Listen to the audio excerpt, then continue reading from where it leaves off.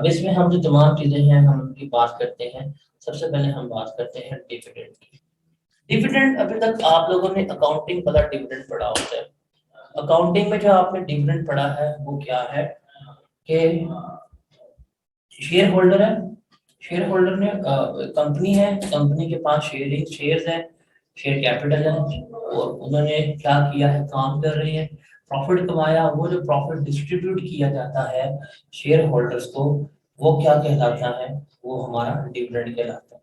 यही है, मतलब जो प्रॉफिट शेयर होल्डर्स को कंपनी देती है वो क्या कहला रहा होता है, वो डिविडेंड कहला रहा होता है। यही हमने पढ़ा हुआ है ना अकाउंटिंग में, आगे आप पढ़ रहे होते हैं, उसमें हम अपना प्रॉफिट कैलकुलेट करते हैं। वो प्रॉफिट कैलकुलेट करने के बाद आप कहते हैं जी ये प्रॉफिट जो है वो हम शेयर होल्डर्स को डिस्ट्रीब्यूट कर देंगे। वो जो शेयर होल्डर डिस्ट्रीब्यूट, जो आप प्रॉफिट शेयर होल्डर्स को डिस्ट्रीब्यूट कर देते हैं, आप कहते हैं ये जो है हमारा ये डिविडेंड है। ऐसे ही होता है। अब डिविडेंड यही है, डिविडेंड यही है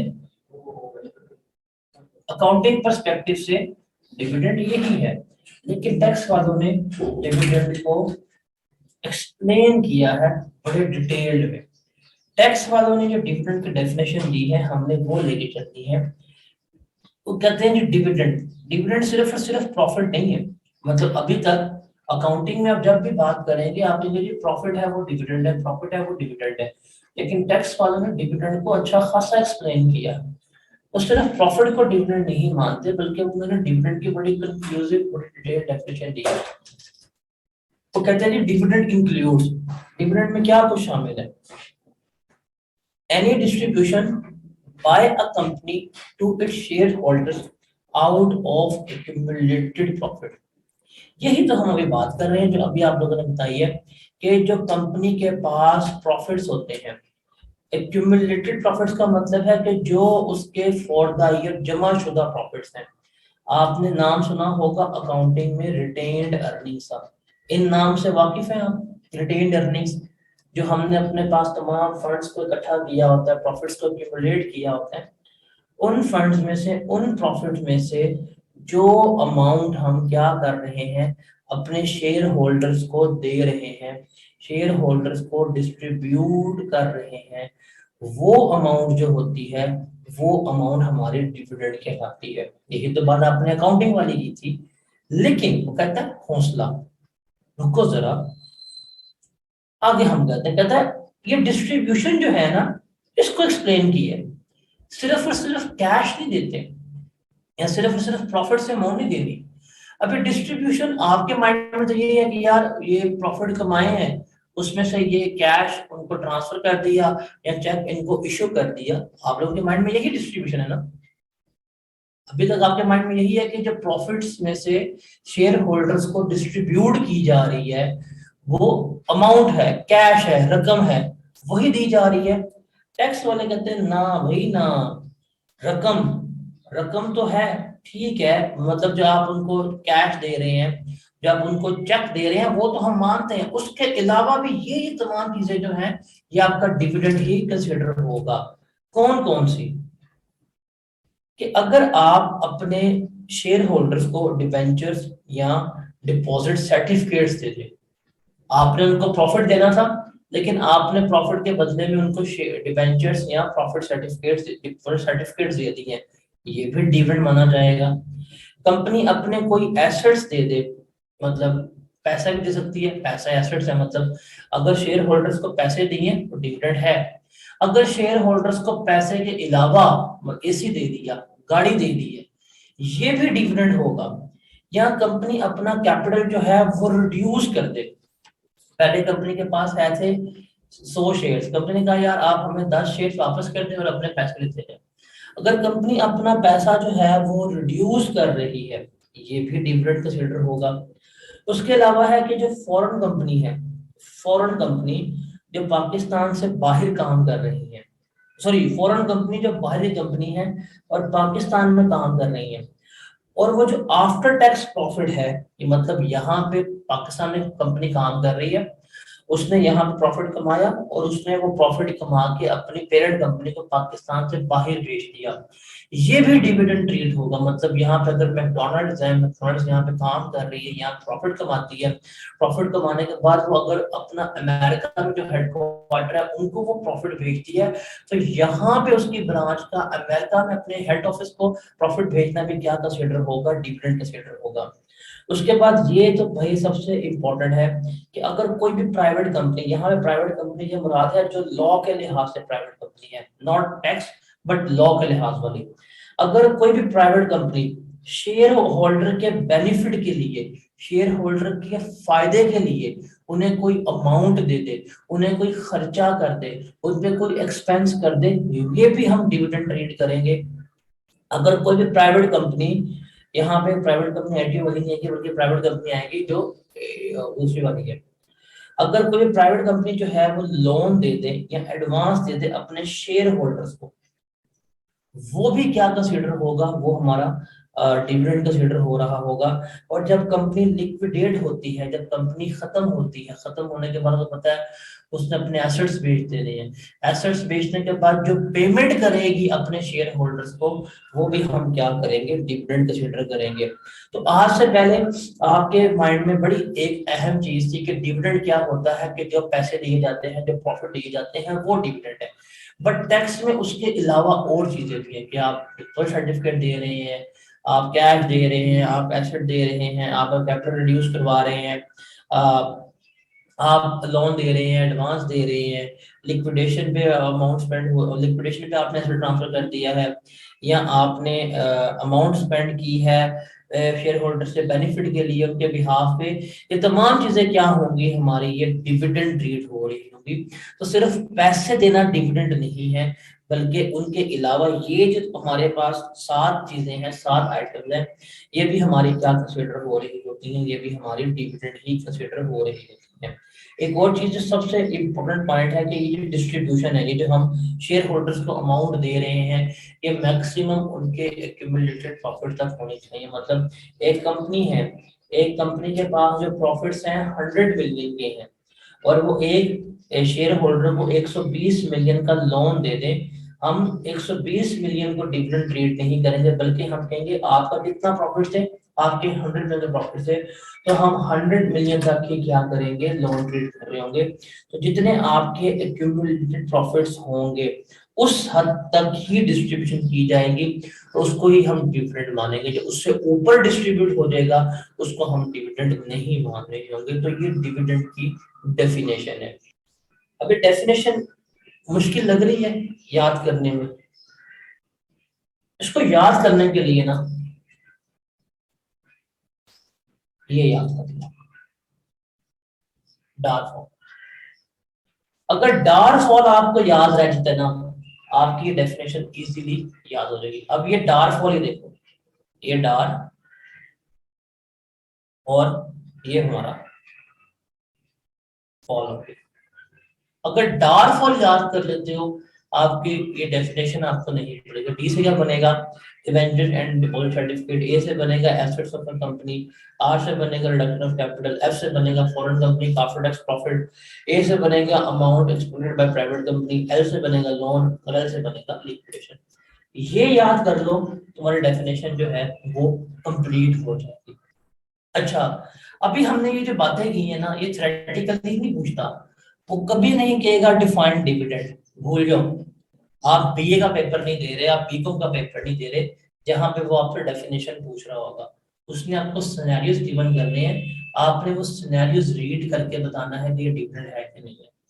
तो ये तो हमने बात की कि ये जो इनकम्स हैं ये डिविडेंड का पार्ट बनेगी। अब हम इनकी एक्सेप्शंस देखते हैं कि ये जो चीजें हैं ये कभी भी डिविडेंड का पार्ट नहीं बनेगी। ये जो एक्सेप्शंस है ना, ये बड़ी इंपॉर्टेंट है। ये एक्सेप्शंस बड़ी इंपॉर्टेंट है बिकॉज ये डिविडेंड का पार्ट नहीं बनेगी। ये डिविडेंड की डेफिनेशन है, इस डिविडेंड की डेफिनेशन हमें बताती है कि ये तमाम चीजें जो हैं वो डिविडेंड का पार्ट है, इसने हमें बता दी। अब ये जो एक्सेप्शंस है ये डिविडेंड का पार्ट नहीं है। इसको देखते हैं।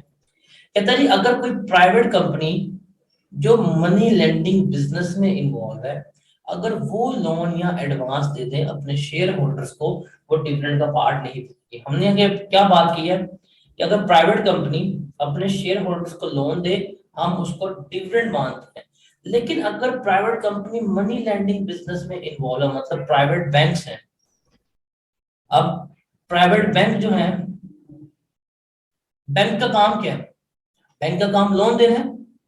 अब प्राइवेट बैंक जिसका काम ही लोन देना है, अगर वो प्राइवेट बैंक अपने शेयर होल्डर को लोन दे दे, तो हम इसको डिविडेंड नहीं मानेंगे, हम इसको लोन ही ट्रीट करेंगे। एक तो हो गई ये पहली एक्सेप्शन। तो जितने भी हमारे पास बैंक्स होते हैं, जितने भी हमारे पास लैंडिंग इंस्टीट्यूट्स होते हैं जिनका काम कर्जा देना ही है, अगर वो कर्जा देने वाले इदारे अपने शेयर होल्डर्स को लोन दे रहे हैं, तो वो लोन जो होगा कभी भी डिविडेंड ट्रीट नहीं होगा। अगर उसके अलावा कंपनीज हैं वो देती हैं, तो वो डिविडेंड ट्रीट हो जाएगा। मतलब एक एबीसी प्राइवेट लिमिटेड है और ये बनाती है फर्नीचर। ये अगर कंपनी अपने शेयर होल्डर को जो ऑनर है, मतलब अपने शेयर होल्डर को 1 मिलियन का लोन दे दे, कर्जा दे दे, तो टैक्स वाले इस 1 मिलियन को लोन ट्रीट नहीं करेंगे बल्कि डिविडेंड ट्रीट करवाते हैं। लेकिन अगर बैंक हो, प्राइवेट बैंक, अगर वो अपने शेयर होल्डर को 1 मिलियन का लोन दे देगा, क्योंकि बैंक का मेन काम लोन देना ही है, तो इसलिए हम इसको लोन ही ट्रीट करेंगे, हम इसको डिविडेंड कंसीडर नहीं कर रहे होंगे। चलिए वाला पॉइंट देखते हैं। इस पॉइंट को समझिएगा। देखें, एक प्राइवेट कंपनी है असद ट्रैक्टर्स प्राइवेट लिमिटेड।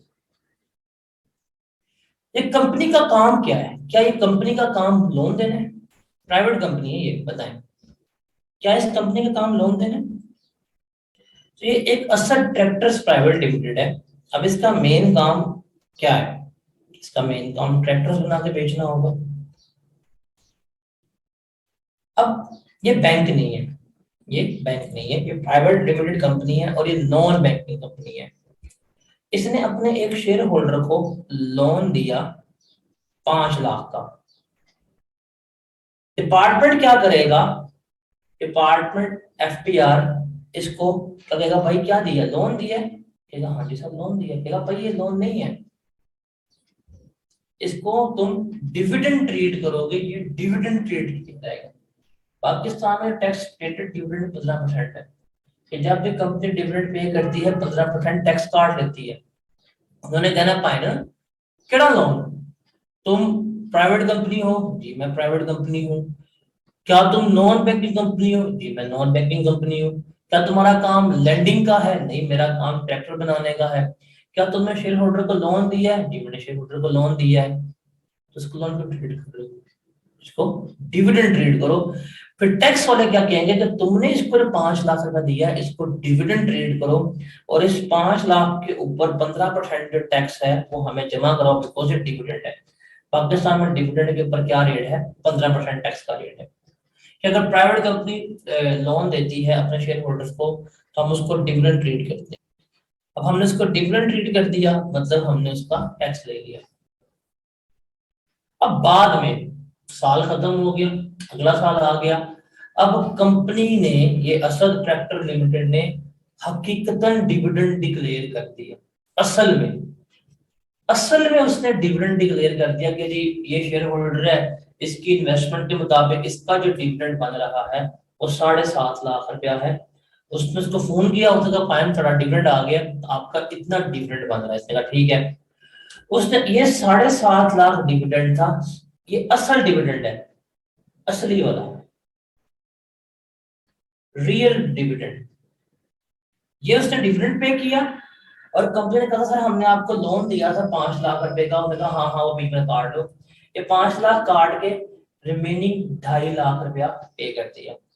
अब यहाँ पे डिपार्टमेंट कहता है कि अगर आपको सब्सिक्वेंट बाद में असली डिविडेंड दिया जाए, जैसे ये दिया गया था, और उस डिविडेंड में से जो पहले आपको लोन दिया गया था, जैसे ये लोन दिया गया था ये वाला, अगर ये लोन एडजस्ट कर लिया जाए तो इसको तो आप डिविडेंड नहीं मानेंगे।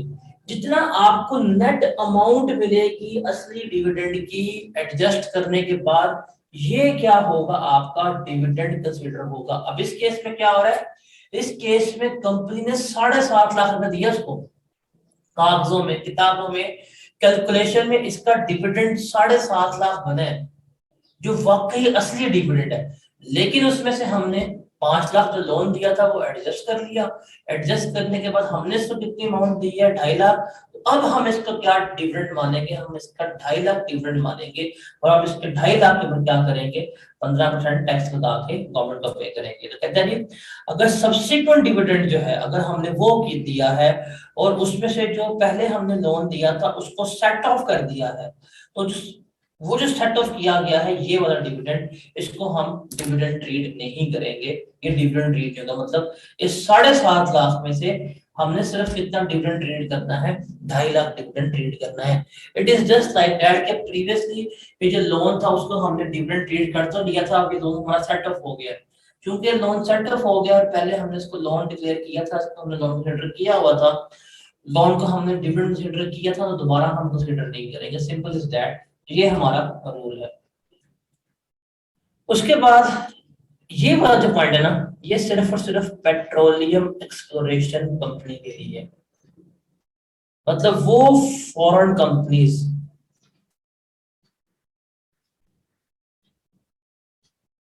जो पाकिस्तान में आके पेट्रोल निकाल रही हैं या पेट्रोल बना रही हैं, उनके लिए पॉइंट है।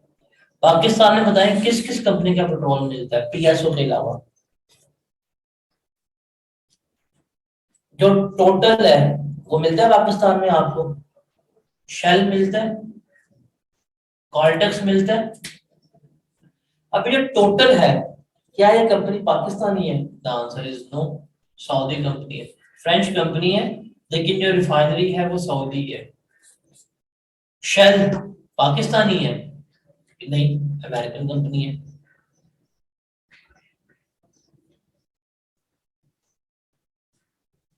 अब ये पेट्रोल एक्सप्लोरेशन कंपनी है, ये क्या कर रही है, ये तेल निकाल रही है।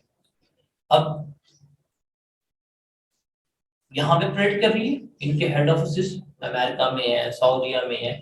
इनके लिए क्या है कि ये जो कंपनीज हैं ये पाकिस्तान में जो प्रॉफिट कमाती हैं, अगर ये कंपनीज प्रॉफिट कमाने के बाद अपने हेड ऑफिस को ट्रांसफर कर दें, इनका ये प्रॉफिट ट्रांसफर करना डिविडेंड कंसिडर नहीं होगा। देखिए हमने यहाँ पे बड़ा क्लियरली पढ़ा था कि कोई भी फॉरेन कंपनी पाकिस्तान में ट्रेड कर रही है और पाकिस्तान में जो प्रॉफिट कमाती है, प्रॉफिट कमाने के बाद वो अपने पेरेंट कंपनी को, अपने हेड ऑफिस को भेजती है। ये कहते हैं ये जो आपका डिविडेंड है तो आप हमें प्लीज इसके ऊपर ना 15% टैक्स दे दें, गवर्नमेंट इनसे टैक्स ले लेती है। ये तो हमने पढ़ा था, लेकिन सिर्फ इन्होंने एग्जाम्पशन इनको दे दी है पेट्रोलियम कंपनी के लिए, जो पेट्रोल निकाल रही है, इनको एक्सेप्शन दे दी है, इनको माफी दे दी है कि अगर ये यहाँ पे तेल निकाल रहे हैं, पैसे कमा रहे हैं, और ये पैसे कमाने के बाद अपने हेड ऑफिस में अपने पेरेंट्स कंपनी को दे रहे होते हैं, इनके पैसे भेजना जो है उनको हम ट्रीट नहीं कर रहे होते एज अ डिविडेंड। उसके बाद ये वाला पॉइंट जो है, देखें समटाइम्स क्या होता है कि आपने कुछ पर्सन्स को अपने शेयर्स दिए होते हैं या आपने अपने डिबेंचर्स दिए होते हैं। फॉर एग्जांपल आपने उधार पे सामान लेना था, आपने पेमेंट करनी थी, आपके पास कैश नहीं था, आपने डिबेंचर्स दे दिए, आपने शेयर्स दे दिए कि यार अपने पास शेयर रख लो, मैं फ्यूचर में तुम्हें पेमेंट कर दूंगा, तुमसे शेयर वापस ले लूंगा। कंपनी ऐसे कर देगी? नहीं करती। अगर इस तरह आपने किसी बंदे को अपने शेयर्स दिए हुए हैं, अपने डिबेंचर्स दिए हुए हैं, और कंपनी कल को लिक्विडेट हो जाए, कल को कंपनी खत्म हो जाए, अब जिसके पास शेयर्स होंगे, जिसके पास डिबेंचर्स होंगे, वो जगह बस ये आपका पकड़े शेयर सर्टिफिकेट, ये पकड़े आपका डिबेंचर सर्टिफिकेट, मुझे मेरे पैसे दे दें, कंपनी उनको पैसे दे देगी। लेकिन इस चीज में बताएं, क्या कंपनी ने जिस बंदे को डिबेंचर्स दिए थे या कंपनी ने जिस बंदे को शेयर्स दिए थे, क्या वो बंदा मालिक था? The answer is no. Company ने तो उसको एज अ सिक्योरिटी के तौर पर शेयर्स दिए थे, एज अ सिक्योरिटी के तौर पर डिबेंचर्स दिए थे कि अभी तुम थोड़े वक्त के लिए डिबेंचर्स पकड़ लो, मैं तुम्हें एक 6 महीने बाद, साल बाद पेमेंट करके डिबेंचर्स दे दूंगा। तो आपने एज अ सिक्योरिटी रखवाए हुए थे, आपने उन बंदों के नाम ट्रांसफर नहीं किए थे शेयर्स, आपने उन बंदों के नाम डिबेंचर्स ट्रांसफर नहीं किए थे। लेकिन कल को कंपनी लिक्विडेट हो गई, खत्म हो गई, और वो बंदे आके उन्होंने कंपनी से पैसे ले लिए, सर्टिफिकेट दिखाया, पैसे ले लिए। अब ये बंदे होल्डर नहीं थे, these persons were not entitled to participate in the liquidation। इन बंदों का कोई हक नहीं था कि लिक्विडेट जब हो रही हो तो इनको प्रॉफिट वगैरह मिले, बट स्टिल इनको वो पैसे मिल गए हैं, रिपेमेंट मिल गई है, तो ये जो अमाउंट मिलेगी ये इन लोगों के लिए डिविडेंड नहीं ट्रीट हो रहा होगा। ये वाला पॉइंट जो है ये सिर्फ आपका रीड ओनली है, इसको आपको ऐसा लेवल में याद करने की जरूरत नहीं है। तो ये देखें, ये हमारे पास डिविडेंड की डेफिनेशन थी कि डिविडेंड में ये कुछ शामिल होगा, और ये 4 पॉइंट जो है ये एक्सेप्शन है कि डिविडेंड में ये कुछ शामिल नहीं होगा। तो these are not a part of dividend and this all things are part of dividend. अच्छा, उसके बाद टैक्स रेट्स हैं, ये आपको याद करने की जरूरत नहीं है, और आपको डिविडेंड का भी टैक्स रेट जानने की जरूरत नहीं है। हमारे पास जो नॉर्मल सर्कमस्टांसेस हैं, जो नॉर्मल कंपनीज हैं, उन पे टैक्स रेट 15% है। मतलब जब भी company, whenever the company is going to pay the dividend, अगर वो 5 लाख रुपया भी देगी तो वो उसमें से 15% टैक्स काटेगी। 15% टैक्स काटने के बाद रिमेनिंग पेमेंट जो होगी वो कर रही होगी, मतलब 4,25,000 पे कर रही होगी। हाँ, कुछ ऐसे कंपनीज हैं जैसे पावर, जो इंडिपेंडेंट पावर परचेजर्स हैं, वो जो कंपनीज हैं जो उन्होंने एग्रीमेंट किया हुआ है, उनके लिए अगर शेयर्स किसी के पास है तो उनका जो टैक्स रेट 7.5% है। इसके अलावा अगर कोई इंडिविजुअल को, एओपी को या इस तरह के लोगों को मिल रहा है 15% है। जो इनमें नहीं है, फॉल कर रहे 7.5% से लेकर 25% तक हमारा डिफरेंट का रेट रेंज कर रहा होता है।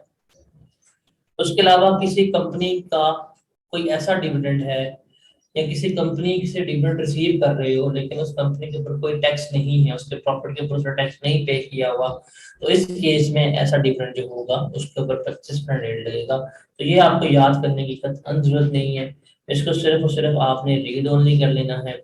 हमारे लिए जो रेलेवेंट रेट है वो 15% है, और पेपर में हमें ये रेट जो होगा वो गिवन होगा।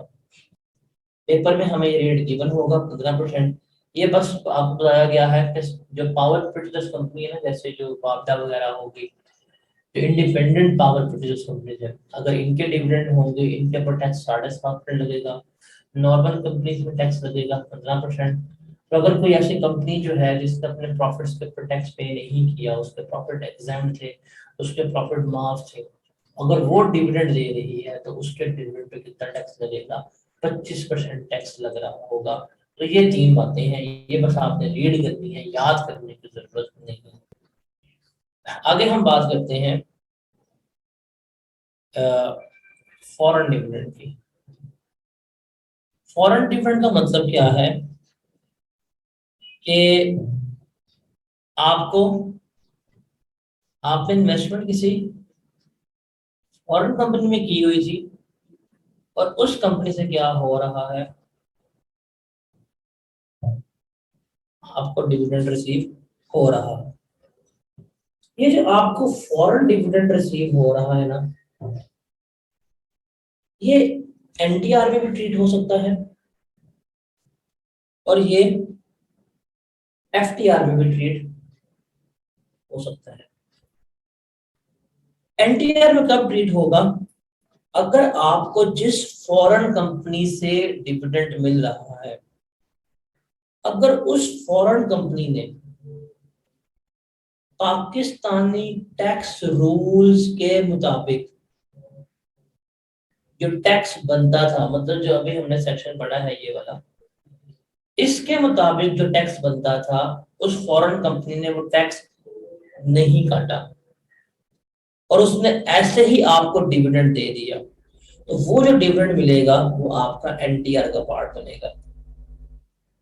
अगर जिस फॉरेन कंपनी ने आपको डिविडेंड दिया है उसने पाकिस्तानी रूल्स के मुताबिक या जो भी उनके डिविडेंड्स के रूल्स थे, मेनली पाकिस्तानी रूल्स दिए हैं, पाकिस्तानी रूल्स के मुताबिक क्या किया है, उसने टैक्स डिडक्ट कर लिया था। मतलब जिस तरह पाकिस्तान में डिविडेंड पे टैक्स करता है, सिमिलरली उसने भी उस तरह ही डिविडेंड पे टैक्स काट के आपको डिविडेंड ट्रांसफर किया था। अगर ये सिनेरियो होगा तो डिविडेंड कहाँ बनेगा, आपका एफडीआर का पार्ट बन रहा होगा। तो जो फॉरेन डिविडेंड है, जो हमें फॉरेन डिविडेंड मिल रहा होता है, ये एनटीआर का पार्ट ही बन सकता है, ये एफडीआर का पार्ट ही बन सकता है। अगर आपका टैक्स जो है वो फॉरेन डिविडेंड के ऊपर पाकिस्तानी रूल्स के मुताबिक कट गया है तो ये एफडीआर का पार्ट बनेगा। अगर उस फॉरेन डिविडेंड के ऊपर टैक्स जो है वो पाकिस्तानी रूल्स के मुताबिक नहीं कटा तो फिर ये क्या बनेगा, फिर ये एनडीआर का पार्ट बन रहा होगा। उसके बाद जरा हम बात करते हैं बोनस शेयर्स की। हमने बोनस शेयर्स का एक दफा जिक्र किया था, याद है बोनस शेयर्स क्या होते थे? शेयर्स, हाँ देखो, अब आपका सवाल आपके जवाब में मुझे जो चीज आई थी, बोनस शेयर्स क्या होते हैं कि कंपनी ने आपको कैश में डिविडेंड नहीं दिया बल्कि उसने आपको शेयर्स दे दिए। तो जिस बंदे को बोनस शेयर्स रिसीव होते हैं वो भी हमारा क्या होगा, वो डिविडेंड ट्रीट हो रहा होगा। मतलब जिस दिन कंपनी ने बोनस शेयर जो है थे वो ट्रांसफर किए, उस दिन जो उन शेयर्स की फेयर मार्केट वैल्यू थी, हम वो क्या करेंगे, हम उस फेयर मार्केट वैल्यू को कैलकुलेट करेंगे और उस फेयर मार्केट वैल्यू के मुताबिक हम क्या करेंगे, हम उसको डिविडेंड ट्रीट कर लेंगे। तो हम हमारा डिविडेंड ट्रीट हो रहा होगा।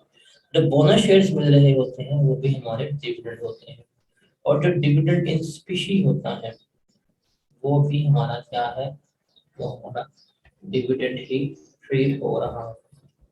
डिविडेंड इन स्पीशी क्या है कि ये एक शेयर होल्डर है, इस शेयर होल्डर ने इन्वेस्टमेंट की हुई है कंपनी ए में। अब कंपनी ए ने इसको बोनस शेयर देने हैं, लेकिन कंपनी ए अपने शेयर्स नहीं देती बल्कि कंपनी ए दूसरी कंपनी कंपनी बी के उठा के इसको शेयर्स एज अ बोनस दे देती है। तो ये डिविडेंड इन स्पीशी कहलाएगा।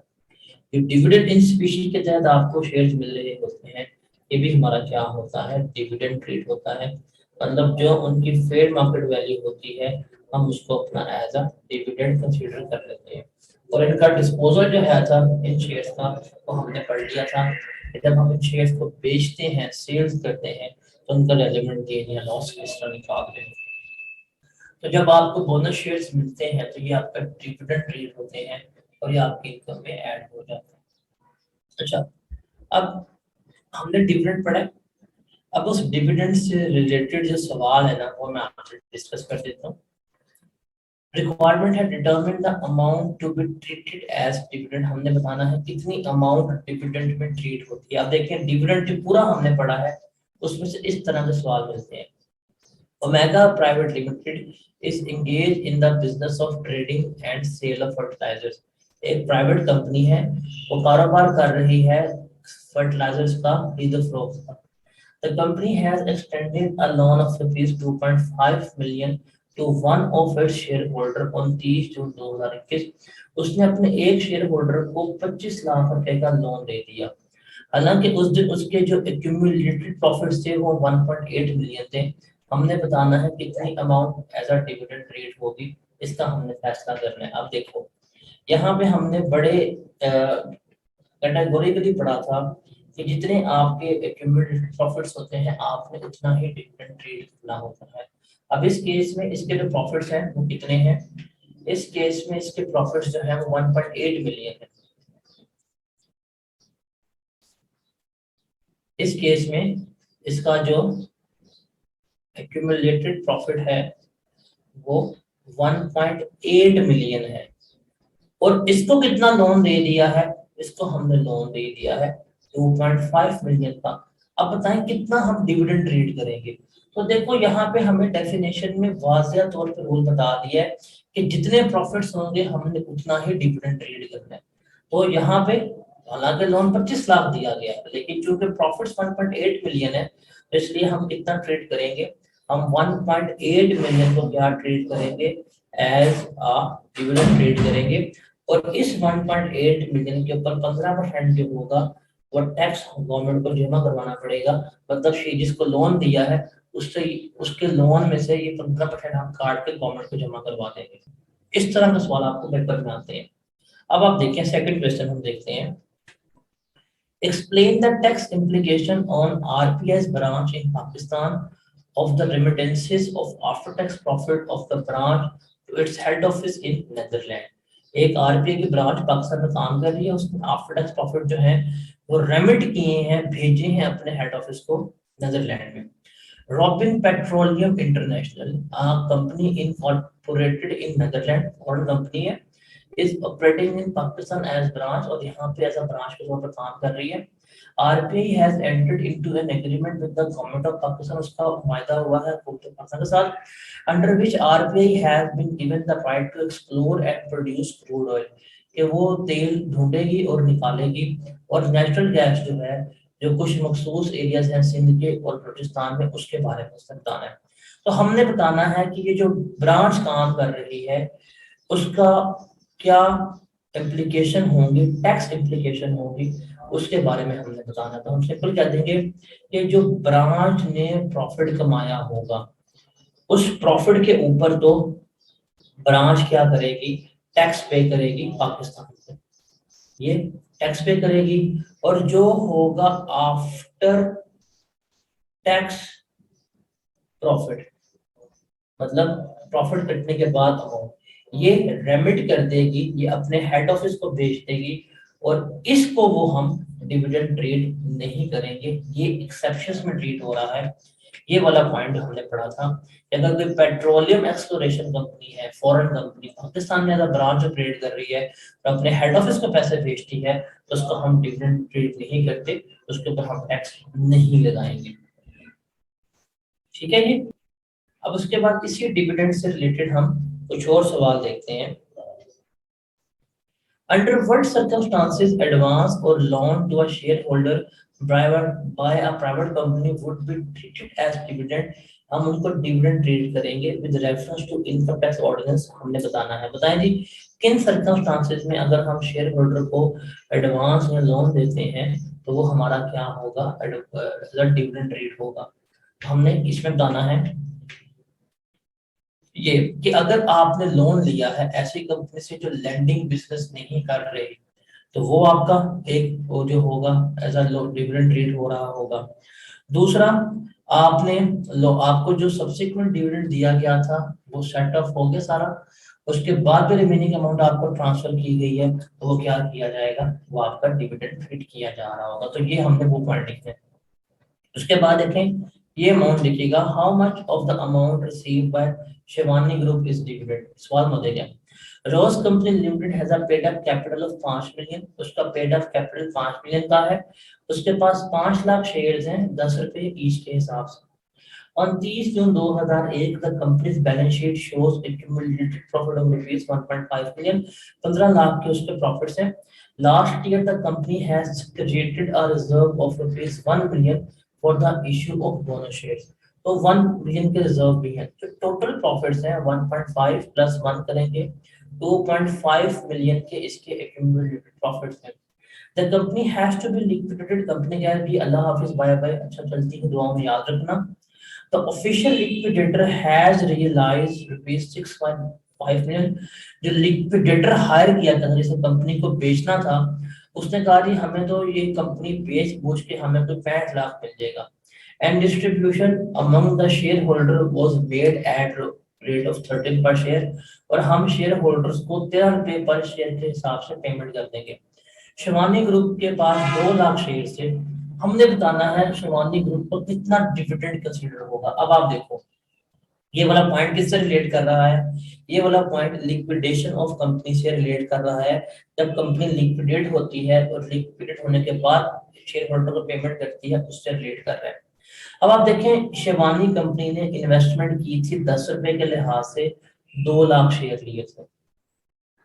अब शिवानी कंपनी को पेमेंट हो रही है 13 के लिहाज से, तो आप इसको ले लेंगे तो ये बन जाएगा आपका 6 लाख। 6 लाख जो होगा वो शिवानी कंपनी के लिए क्या होगा? डिविडेंड रेट हो रहा होगा। मतलब देखिए 10 का शेयर लिया था, अब रिपेमेंट 13 के लिहाज से हो रही है, तो पर शेयर मुझे 3 रुपए एक्स्ट्रा मिल रहे हैं। तो ये जो होगा पर शेयर 3 रुपए मेरा डिविडेंड रेट हो रहा होगा। अब देखें ये सवाल ना, ये वाला सवाल, ये मार्च 18 में भी आया, मार्च 14 में भी आया, मार्च 19 में भी आया, एक ही सवाल, सेम लैंग्वेज सेम वर्ड्स के साथ। सवाल है, certain types of payment by a private company to their shareholder can be treated as dividend. अगर प्राइवेट कंपनी अपने शेयर होल्डर्स को पेमेंट्स कर रही होती है तो हम डिविडेंड मानते हैं। Under income tax ordinance 2001, tax ordinance 2001 के मुताबिक state the conditions necessary for the application of this rule and exception to it. हमने बतानी है कि कौन कौन सी कंडीशंस हैं जो लाजमी है डिविडेंड मानने के लिए, और इसकी एक्सेप्शन बतानी है। तो इसमें आप क्या लिखेंगे? इसमें आप बताएंगे जी, अगर लोन प्राइवेट कंपनी दे रही है on the behalf of share holder, वो जो होगा डिविडेंड ट्रीट होगा, और अगर वो प्राइवेट कंपनी जो है वो अपने शेयर होल्डर्स को दे रही है तो वो डिविडेंड ट्रीट होगा। एक्सेप्शंस क्या हैं? ये 2 एक्सेप्शंस हैं, ये आप लिखेंगे तो आपका जवाब हो जाएगा। मतलब वो 2 पॉइंट और ये 2 पॉइंट, ये हमने बताने हैं कि किन सिनेरियोज में हम डिविडेंड ट्रीट करेंगे, कि जब प्राइवेट कंपनी अपने शेयर होल्डर्स को लोन दे रही है वो डिविडेंड होगा। और एक्सेप्शंस क्या है कि अगर private company money lending business में इन्वॉल्व थी, वो एक्सेप्शन आ जाएगी, उसमें हम डिविडेंड ट्रीट नहीं करते, उसमें हम लोन ट्रीट करते हैं। तो अगर सब्सिक्वेंट लोन दिया गया और वो एडजस्ट हो गया तो सब्सिक्वेंट लोन को भी हम डिविडेंड ट्रीट नहीं कर सकते। तो ये उसका जवाब बन रहा है। उसके बाद देखिए सितंबर 9 का क्वेश्चन है, a company is engage in the manufacturing activity. एक कंपनी जो है वो मैन्युफैक्चरिंग एक्टिविटी में इन्वॉल्व है and has decided to provide loan to one of its shareholder, और फैसला किया है अपने एक शेयर होल्डर को लोन देने की। Explain the tax implication on the company as well as the shareholder of the company। Company की टैक्सेशन हमारे सिलेबस का पार्ट नहीं है तो हम कंपनी के यहाँ पे कमेंट नहीं करेंगे। हाँ, हम शेयर होल्डर के पर्सपेक्टिव पे कमेंट कर सकते हैं, बिकॉज अगर हम शेयर होल्डर को कोई अमाउंट दे रहे हैं तो अगर वो डिविडेंड के तौर पे ट्रीट हो रही है तो शेयर होल्डर की उस अमाउंट में से 15% टैक्स काटना है। अच्छा, कंपनी कंपनी कंपनीज एक्ट के मुताबिक प्राइवेट कंपनी के तौर पर रजिस्टर्ड है और वो अपने शेयर होल्डर को लोन देगी, तो इसको हम क्या करेंगे? इसको हम डिविडेंड ट्रीट करेंगे, और डिविडेंड ट्रीट किया तो उसके ऊपर हम 15% टैक्स कटेंगे। अगर एक अनलिस्टेड पब्लिक कंपनी है, मतलब ये अगर पब्लिक कंपनी के तौर पर चल रही है, कंपनीज एक्ट के मुताबिक प्राइवेट कंपनी नहीं है, तो इस केस में फिर वो क्या होगा? इस केस में लोन ही ट्रीट होगा, इस केस में हम उसको डिविडेंड कंसीडर नहीं कर रहे हैं। उसके बाद देखें जी, हमने इस ट्रांजैक्शन की टैक्स एप्लीकेशन बता दी है कंपनी के ऊपर भी और शेयर होल्डर के ऊपर भी।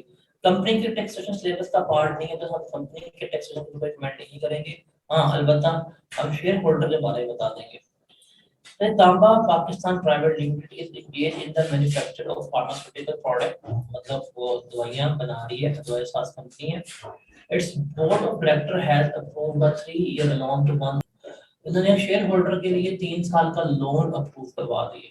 तो देखें, नॉन बैंकिंग कंपनी है ना, नॉन लैंडिंग इंस्टीट्यूट है, अगर ये लोन दे रही है तो ये क्या ट्रीट होगा?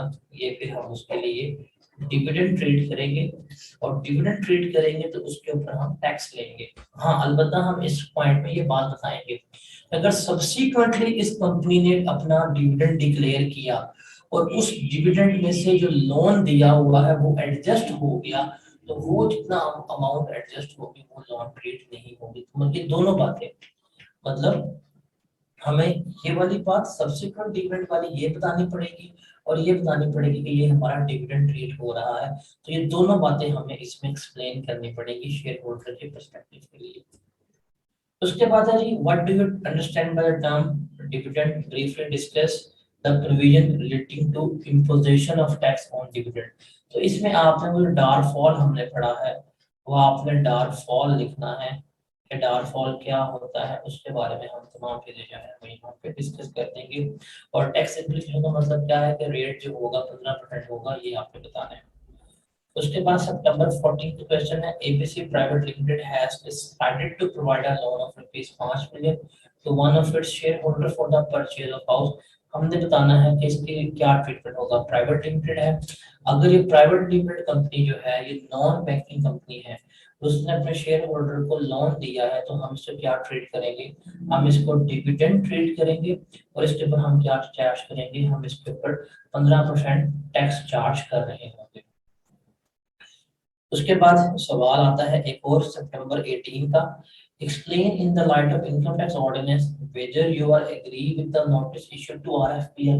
बताएं जी आप इस नोटिस से एग्री हैं जो आरएफपीएल को इशू किया गया है। तो जी ऑन 25 अगस्त 2018 the officer of inland revenue has issued a notice to Rahat food private limited.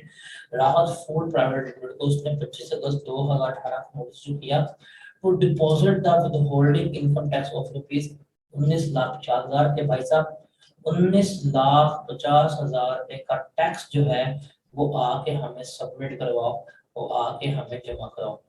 In respect of the tax क्यों?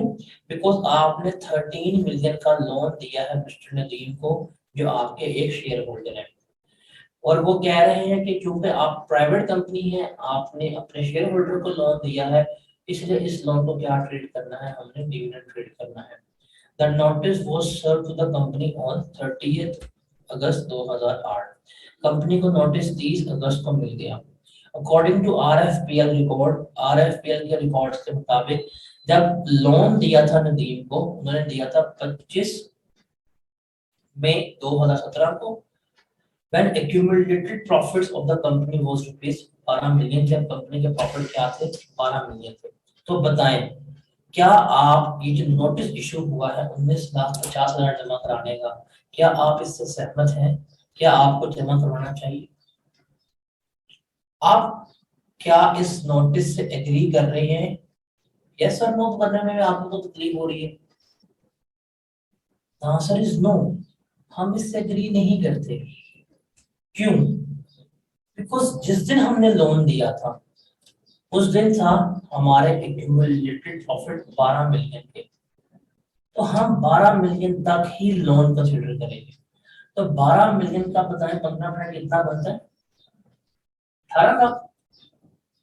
तो हम उसे कहेंगे सर आपने हमें नोटिस इशू किया है, हम उस नोटिस से एग्री नहीं करते, हम आपको 19,50,000 जमा नहीं करवाएंगे। हाँ अलबत्ता आपकी ये बात ठीक है कि हम प्राइवेट कंपनी है, हमने अपने शेयर होल्डर को लोन दिया है, हम उसको डिविडेंड ट्रीट करेंगे, ठीक है, ये बात ठीक ही है, हम इसको डिविडेंड ही ट्रीट करेंगे। लेकिन आपका ही लॉ कहता है कि जिस दिन हमने लोन दिया था उस दिन के हमने एक्यूमुलेटेड प्रॉफिट सब देखना होता है। क्योंकि उस दिन जो प्रॉफिट्स थे वो हमारे 12 लाख तक थे, सो दैट्स व्हाई हम 12 लाख क्या करेंगे, डिविडेंड ट्रीट करेंगे।